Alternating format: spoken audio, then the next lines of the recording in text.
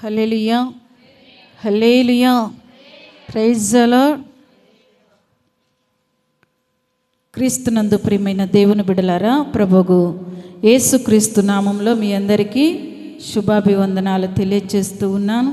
మరి ఈ ప్రాంతానికి, ఈ సంఘానికి మేము మొదటిసారిగా వచ్చి ఉన్నాం.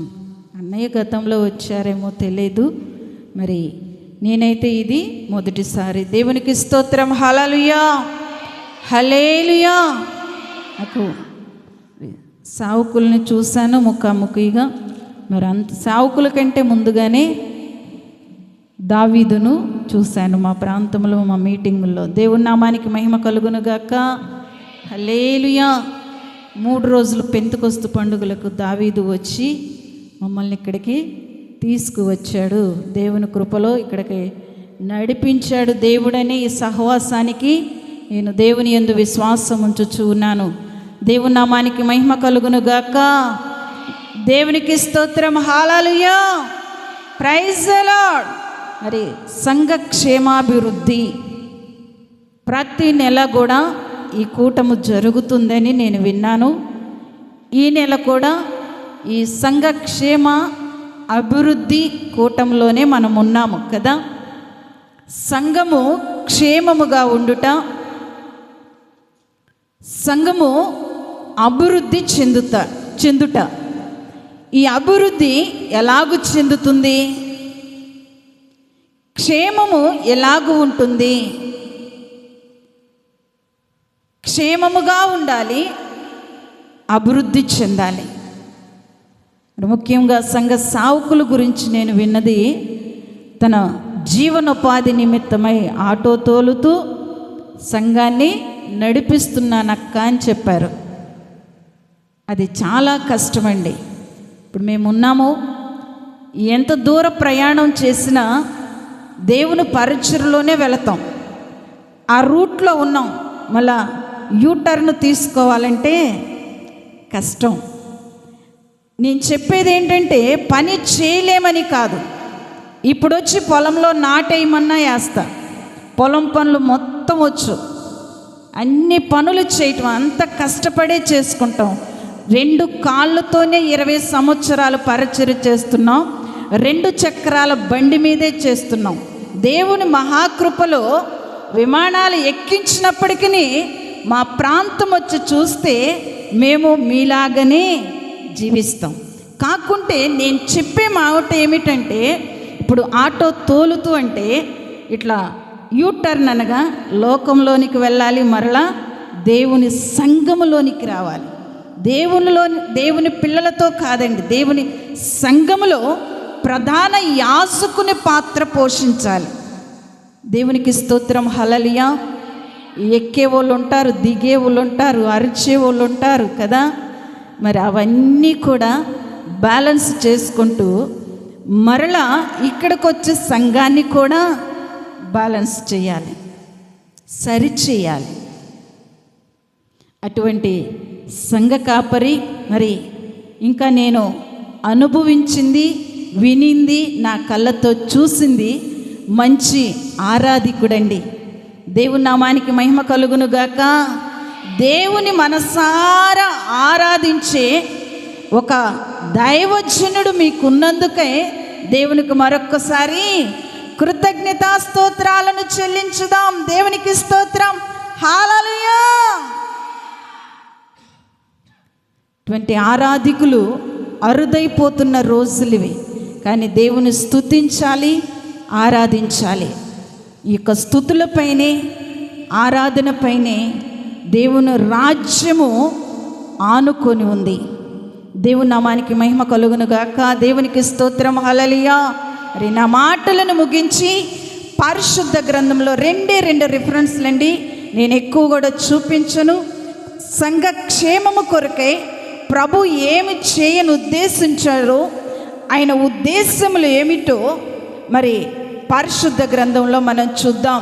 పరిశుద్ధ గ్రంథంలో మనం చూడాలి అంటే ఇశ్రాయేలీయుల యొక్క చరిత్ర మీకు తెలిసే ఉంది కదా. వారు ఐగుప్తు దేశానికి బానిసలుగా వెళ్ళారు, బానిసత్వంలో ఉన్నారు. బానిసత్వం నుంచి విడిపించవలసి ఉంది. ఇశ్రాయేలుని బానిసత్వం నుంచి విడిపించటానికి మోషేను దర్శించాడు దేవుడు. మోషేతో మాట్లాడాడు. మోషే ద్వారా ఇశ్రాయేలుని విడిపించాలి. మోషేను దర్శించటం మాత్రమే కాదండి, ధైర్యపరిచాడు, బలపరిచాడు, సూచనలు చూపించాడు, అద్భుతము జరిగించాడు. అక్కడ అద్భుతాలు జరిగితేనే దేవుని బిడ్డలైన వారు దేవుని యందు విశ్వాసం ఉంచే కాలంలో మనం ఉన్నాం. ఆ కాలమందు మోషేను దర్శించి బలపరచడానికి దేవుడు అక్కడ ఆయన కళ్ళెదురుగానే అద్భుతము చేశాడండి. దేవునికి స్తోత్రం, హల్లెలూయా. ఐగుప్తు దేశానికి తీసుకువెళ్ళినప్పుడు ఐగుప్తు దేశంలో ఆ ఫరో ఎదుట ఐగుప్తు దేశంలో అనేకమైన అద్భుతాలను చేశాడు. దేవునికి స్తోత్రం, హల్లెలూయా. వారి ఎదుట అద్భుతాలు జరిగిస్తూ ఉన్నప్పటికీ ఆ ఫరో హృదయం కఠినమవుతూ ఉందట. ఆయనకై ఆయన హృదయాన్ని కఠినపరచుకోలేదండి. ఇక్కడ మనం చాలా జాగ్రత్తగా గమనించవలసింది, చదవవలసింది, అండర్లైన్ చేసుకోవాల్సింది ఏంటంటే, యెహోవా ఫరో హృదయాన్ని కఠినపరిచినందున అని ఉండిద్ది. దేవుడే ఫరో హృదయాన్ని కఠినపరుస్తూ ఉన్నాడు. ఇశ్రాయేలీల పక్షమున అద్భుతాలు చేస్తూ ఉన్నాడు. ఫరో ఎదుట చూపిస్తూ ఉన్నాడు మోషే. దేవుని నామానికి మహిమ కలుగునుగాక. ఇశ్రాయేలీలను విడిపించుటకు వచ్చుటకు ఒక తర్ఫీదు, మొదటి తర్ఫీదు దేవుడిచ్చాడండి. అరణ్యంలో గొర్రెలు కాస్తూ ఉన్నప్పుడు. రెండవ తర్ఫీదు ఇక్కడ ఐగుప్తు దేశంలో జరుగుతుంది మోషే. మూడో తర్ఫీదు అంటారా, ఇక అది చెప్పనవసరం లేదండి. అడవిలో ఎన్ని రకాలుగా శోధించారు, సనిగారు, గొనిగారు కదా. అయితే ప్రియమైన దేవుని బిడ్డలారా, ఈ ఐగుప్తి బానిసత్వం నుంచి విడిపించబడుటకు 3 దినాలు ప్రయాణమంతా దూరం మేము వెళ్ళి మా దేవునికి నైవేద్యములు చెల్లించుకోవాలి, బలులు అర్పించుకోవాలి అని చెప్పి మీరు బయలుదేరండి అంటున్నాడు. ఇక్కడ ఒక సందేహం నాకు చదివేటప్పుడు, ఫరో హృదయాన్ని కఠినపరుస్తూ ఉన్నాడు, అద్భుతాలు జరిగిస్తూ ఉన్నాడు, మరలా వారి హృదయాన్ని మెత్తనపరుస్తూ ఉన్నాడు. మోషే పక్షమున నిలిచి అద్భుతము చేస్తున్న దేవుడు మరలా ఇక్కడ 3 దినాల ప్రయాణం అంతా వెళ్ళి వస్తాము అని ఎందుకు చెప్పమంటున్నాడు? అద్భుతాలు జరిగే కొద్దీ ఫరో హృదయం కఠినమవుతూ ఉంది. కఠినపరుస్తూ ఉన్నాడు దేవుడు. అలాంటి ఒక సమయంలో ప్రియమైన దేవుని బిడ్డలారా, మరి వీరు ఇశ్రాయేలీలు ఐగుప్తి బానిసత్వం నుంచి విడిపించబడుటకు మోషేకు తోడయ్యుండి విడిపిస్తున్న దేవుడు వారితో చెప్తున్న మాట, మీరు మీ ఇరుగు పొరుగు వారి దగ్గరికి వెళ్ళి కొన్ని నగలను తీసుకోమని చెప్తాను. చూద్దాం ఆ మాటను మనం నిర్గమాకాండంలో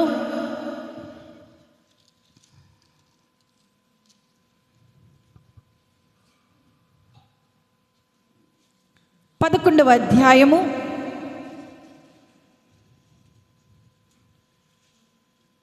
2వ వచనాన్ని చదువుదాం.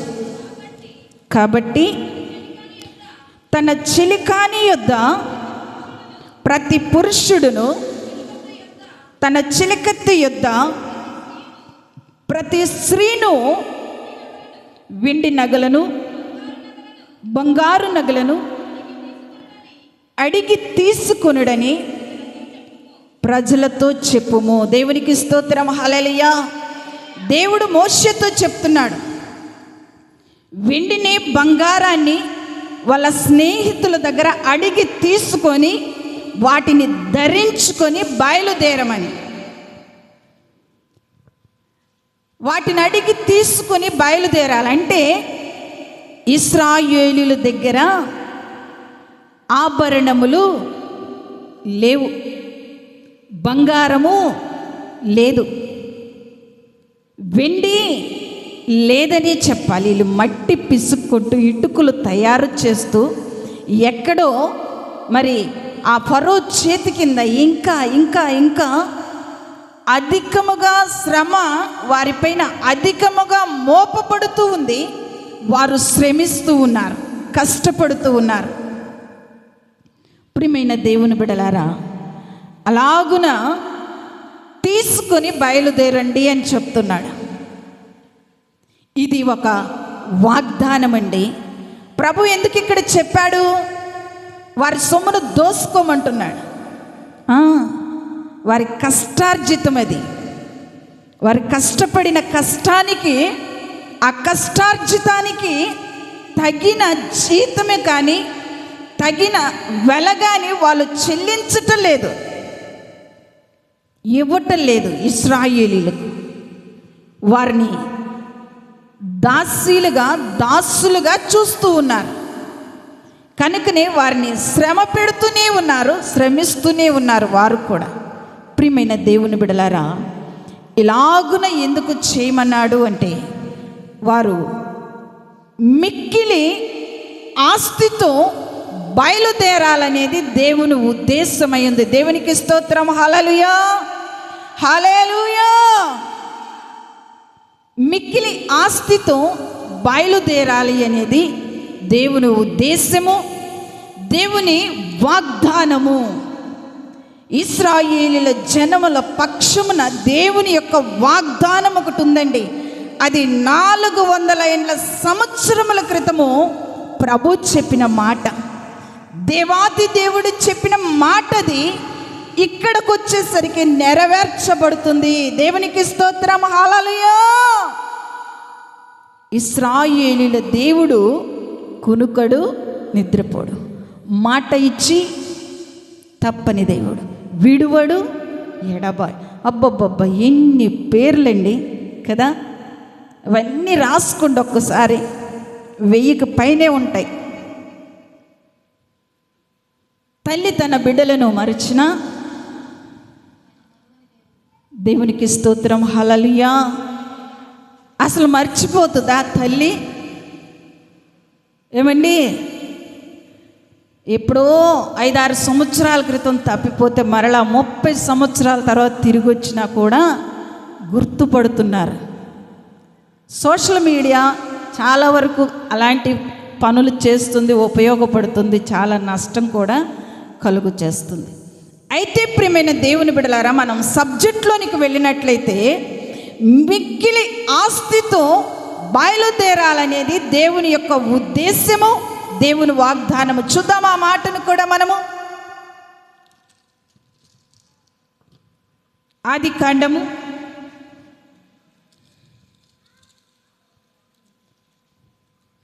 15వ అధ్యాయము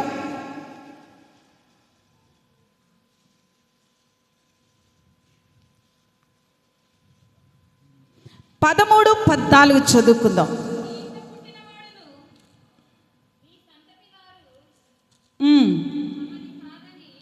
తమది కాని పరదేశమందు నివసించి ఆ దేశపు వారికి దాసులుగా నుందురు. వారు 400 ఏండ్లు వీరిని శ్రమ పెట్టుదురు. వీరు ఎవరికి దాసులవుదురో ఆ జనమునకు నేనే తీర్పు తీర్చుదును. తరువాత వారు మిక్కిలి మిక్కిలి ఆస్తితో బయలుదేరు. దేవునికి స్తోత్రం. హల్లెలూయా. 400 ఏండ్ల క్రితము ప్రభు చేసిన వాగ్దానం ఇది, ప్రభు చెప్పిన మాట ఇది. దాసీలకు మిక్కిలి ఆస్తి ఎక్కడి నుంచి వస్తుంది? బానిస బ్రతుకులలో ఉన్నారు, బానిసత్వంలో ఉన్నారు. ఆ మిక్కిలి ఆస్తిని ఎలాగో తీసుకురాగాలి, ఎలాగో సమకూర్చుకుంటారు. ఏ రోజుకి ఆ రోజే తినే రోజులు. మన ప్రకాశం జిల్లా ఈ గిద్దలూరు ఇటువైపు చుట్టుపక్కల నుంచి ఎక్కడ నుంచి మనం చూసినా కూడా వలస ఎక్కువ పోతుంటారు కదా. వలస వెళ్ళే వాళ్ళ దగ్గర సొమ్ము ఉంటుందా? అదంతా ఎక్కడో ఇంట్లో ఉంటుంది, లేకపోతే పెద్దల దగ్గర ఉంటుంది, లేకపోతే బ్యాంకులో ఉంటుంది, తాకట్లో ఉంటుంది. సొమ్మేసుకుని ఎవరైనా దేశం వెళ్తారా? దానివల్ల ఏమైనా ఇబ్బందులు ఉంటాయేమో. ఉన్నాయి కూడా చిన్న చిన్నవి కూడా తీసి పక్కన పెట్టుకొని దేశాలు వెళ్తూ ఉంటారు. మరి అక్కడ పని చేసి వచ్చిన తర్వాత మిగిలితే ఏమైనా మరలా సొమ్ము తీసుకోవటానికి ఇష్టపడతారు. వెండి బంగారములు మిక్కిలి ఆస్తికి సమానమైనవి, ఎక్కువ అని అర్థం. దేవునికి స్తోత్రం. హల్లెలూయా, హల్లెలూయా. దేవుడు ఒక వాగ్దానము చేశాడంటే ప్రియమైన దేవుని బిడ్డలారా, దాని విషయమై మరువని దేవుడు, విడువని దేవుడు. 400 ఏండ్లు అక్కడ వారికి దాసదాసీలుగా ఉంటారు అని చెప్తున్నాడు. ఇది అబ్రహామునకు సంతానము కలుగక ముందు దేవుడు అబ్రహాముతో చెప్తున్న మాట ఇది. దేవునికి స్తోత్రం. హల్లెలూయా, హల్లెలూయా. అబ్రహాము గర్భములో, శారా గర్భములో కుమారుడే కలగక ముందు కుమారుని గురించి వాగ్దానం ఒకటి 400 సంవత్సరముల క్రితము జరగబోయేది ప్రభు మాట్లాడుతూ ఉన్నాడు. దేవుని నామానికి మహిమ కలుగును గాక. దేవునికి స్తోత్రం. హల్లెలూయా. అక్కడ ఎలాగూ జీవిస్తారో, ఎలాగూ బ్రతుకుతారో, ఎలాగూ విడిపించబడతారో, ఎలా మిక్కిలి ఆస్తితో తిరిగి వస్తారో కూడా ప్రభు అక్కడ మాట్లాడుతూ ఉన్నాడు. దేవుని నామానికి మహిమ కలుగును గాక. మాట్లాడిన దేవుడు, వాగ్దానం చేసిన దేవుడు విడిచాడండి. 400 సంవత్సరముల తరువాత మరలా మోషేను దర్శించాడు. దేవునికి స్తోత్రం. హల్లెలూయా. మోషే వెళ్ళి ఇశ్రాయేలుల పక్షమున యుద్ధము మొదలేశాడు, విడిపించుకొచ్చాడు. అక్కడ వాగ్దానము నెరవేర్చబడింది. వీరు మిక్కిలి ఆస్తితో బయలుదేరాలి అంటే వారి చెలికాలు, ఎవరంట? చెలికత్తెలు, చెలికాలు. ప్రభు ఒక మాట చెప్పాడు అంటే అది వ్యర్థము కాదు, కానేరదు. దేవుని నామానికి మహిమ కలుగును గాక. దేవునికి స్తోత్రం. హల్లెలూయా. ఈ సంఘ క్షేమాభివృద్ధి కొరకై ప్రభు ఈ రాత్రికాల సమయంలో మాట్లాడిన మాట ఎన్ని 100 సంవత్సరములైనప్పటికీ ప్రభు నీ పక్షమున ఉన్నాడు, ఉండే దేవుడు, ఉన్నానను దేవుడు. ఆయన పేరు, నీవు ఆరాధిస్తున్న దేవుని పేరేమిటండి? ఉన్నానను వాడను. దేవునికి స్తోత్రం. హల్లెలూయా. చాలామంది అవివేకముతో, అజ్ఞానంతో మాట్లాడుతున్న దేవుడు లేడండి. చిన్న విషయాలకి, అల్పమైన వాటికి. దేవునికి స్తోత్రం. హల్లెలూయా. ప్రియమైన దేవుని బిడ్డలారా, వాగ్దానము చేసిన దేవుడు ఈ సంఘ పక్షముగా వాగ్దానము చేస్తూ ఉన్నాడు. ఈ రాత్రికాల సమయం నీ పక్షమున ఉన్నానని చెప్పుతున్న దేవుడు నీతో ఉన్నాడు. నీ కార్యములో సఫలము చేయుటకైన సమర్థుడై ఉన్నాడు. దేవుని నామానికి మహిమ కలుగును గాక. దేవునికి స్తోత్రం. హల్లెలూయా, హల్లెలూయా. పాపముతో పట్టబడి, పాపము చేత పీడించబడి, పాపములో ఏడుస్తూ మునుగుతూ ఉన్నారా? దేవుడు విడుదల ఇస్తాడండి. సంఖ్యలలో, రాజమండ్రి సంఖ్యలలో భార్యాభర్తల ఇరువురం కూడా 20 నెలలు యావజ్జీవ కారాగార శిక్ష అనుభవించాం. అక్కడ చేసుకున్నాం తీర్మానం, మేము ఎక్కడికి వెళ్ళినా సరే ఇరువురం కలిసే వెళతామని. మరణము తప్ప మరేది వేరు చేయకూడదు అని. దేవునికి స్తోత్రం. హల్లెలూయా. ఇద్దరం వెళ్ళవలసిన అవసరం లేదు. ఆ కేసు అసలు కేసే కాదు. దేవుడు సమయమును అనుకూలతనిచ్చినప్పుడు గొప్ప సభలను పెద్ద పెద్ద సావుకులతో ఈ ప్రాంతంలో దేవుడు ఏర్పాటు చేయనుగాక. అలాంటి సభలలో ఈ సాక్ష్యమంతయు మీరు విందురుగాక. ప్రియమైన దేవుని బిడ్డలారా, అసలు మేము వెళ్ళవలసిందే కాదు, వెళ్ళాము, ఉన్నాము. అక్కడ ఏ మారుమూల ప్రాంతము నుంచి పిలుపు వచ్చినప్పటికీ మేము అక్కడికి వెళతామయ్యా. చాలా తిరస్కరించి వెళ్ళకుండా ఉన్న ప్రాంతాలు ఏవైతే ఉన్నాయో కష్టపడుతూ పరిచర్య చేయాలని ఒక తీర్మానం అన్నీ రాసుకున్నాడు డైరీలో అన్నయ్య. దేవునికి స్తోత్రం, హల్లెలూయా. ప్రియమైన దేవుని బిడ్డలారా, అలాగున 20 నెలలకు విడిపించబడ్డాం. ఇప్పుడు ఆగస్టు 4, 5, 6 మీటింగులు. అవి ఏంటంట? ఏం మీటింగులు? విమోచన పండుగలండి. దేవునికి స్తోత్రం, హల్లెలూయా. 16 కంప్లీట్ అయి 17వ సంవత్సరం చేసుకుంటున్నాం. అంటే మేము జైలు నుంచి విడుదలై 16 సంవత్సరాలు అయిపోయింది. ఈ 16 సంవత్సరాల నుంచి దేవుడు ఎక్కడికి వెళ్ళమంటే అక్కడికి, ఎక్కడ నుంచి పిలిపిస్తే దానికి వాయిదా వేయటానికి లేదు. మా అమ్మకి హార్ట్ అటాక్ అయ్యి మరి సర్జరీకి వెళితే రిజెక్ట్ చేశారు. ఇంటికి వెళ్ళింది, హాస్పిటల్కి వెళ్ళి చూసి ప్రార్థన చేసి వచ్చాం. వచ్చి కూడా నెల వస్తుంది, 20 రోజుల పైనే. మరి ఈ వారం అంతా కూడా వెళ్ళి అక్కడ 3 రోజులు ప్రార్థనలు జరిపించి, మంచి సావుకులు పిలిపించి, ఇంకా బలమైన ప్రార్థనలు జరిపించి, ఇంకా ఆమెకు ఆపరేషను చేస్తే చనిపోయిద్ది.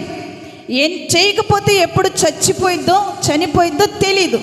చేసినా ప్రాబ్లమే, చేయకపోయినా ప్రాబ్లమే. ఆమె అలాగా నాకు వద్దు అని చెప్పి దేవుని మీద భారం వేసి ఉంది. అయితే వెళ్ళి కొంత సమయం గడిపి మరి వద్దామని ఈ వారం షెడ్యూల్ బ్రదర్ వాళ్ళు వచ్చారు. మొన్న మల్లంపేట ఆల్ నైట్ ప్రేయర్కి వచ్చి కలిసినప్పుడు ఇది వెనకేసి వెళ్ళకూడదు, ఇది కూడా దేవుని పనే. అమ్మకు చాలా ఇష్టం, చాలా ప్రేమ. ఎందుకంటే పరిచర్య విరామం లేకుండా చేస్తారని. గతంలో సనిగే వాళ్ళు, గొనిగే వాళ్ళు, అప్పుడు రక్షణ లేదు కుటుంబంలో. ఇప్పుడు రక్షణ తీసుకున్నారు, మానవ మనసు పొందారు, మరి ప్రభువుని అంగీకరించారు. కనుక దేవుని పనిని విడిచి రావటానికి ఎంత మాత్రం ఇష్టపడిన వారు. ఇప్పుడు దేవుని నామానికి మహిమ కలుగునుగాక. దేవునికి స్తోత్రం, హల్లెలూయా, హల్లెలూయా. చెప్పవలసినది చాలా ఉంది ప్రియమైన దేవుని బిడ్డలారా. నా జీవము కలిగిన దేవుని గురించి ప్రకటించుటకు మన జీవితకాలం చాలదండి. ఇంకెన్ని తరాలు రావాలో కదా. అన్ని తరాలలో ప్రతి ఒక్క జనరేషన్లో దేవుడు తనకిష్టమైన బిడ్డలను ఏర్పాటు చేసుకొని ఎన్నుకొని ఆయన పరిచర్య కొరకై వాడుకొనుగాక. ఆమేన్. దేవునికి స్తోత్రం, హల్లెలూయా, హల్లెలూయా. అబ్రహాము దేవుడు, ఇస్సాకు దేవుడు, యాకోబు దేవుడు, నీ దేవుడు, నా దేవుడు నాతో మనతో సంఘముతో మాట్లాడిన మాట, నేను ఉన్నాను, విడువను. 100 ఏండ్ల సంవత్సరాలు నీ బిడల తరాలకు కూడా దేవుడు చేసిన వాగ్దానం విషయమై ఆయన మరచిపోయే దేవుడు కాదు. దేవుని నామానికి మహిమ కలుగునుగాక. హల్లెలూయా. ఈ కొద్ది మాటలను పరిశుద్ధాత్మ దేవుడు మీ హృదయాంతరంగంలో ఫలింపచేసి వాక్యానుసారముగా జీవించే జీవితములను మీకును మాకును అనుగ్రహించునుగాక. Praise the lord. మరి ప్రాంతానికి ఆహ్వానించిన తమ్మునికి, సంఘస్థులకు, సంఘ పెద్దలకు, యవనస్తులకు ప్రత్యేకమైన వందనాలు తెలియజేస్తున్నాను. Thank you brother, thank you so much.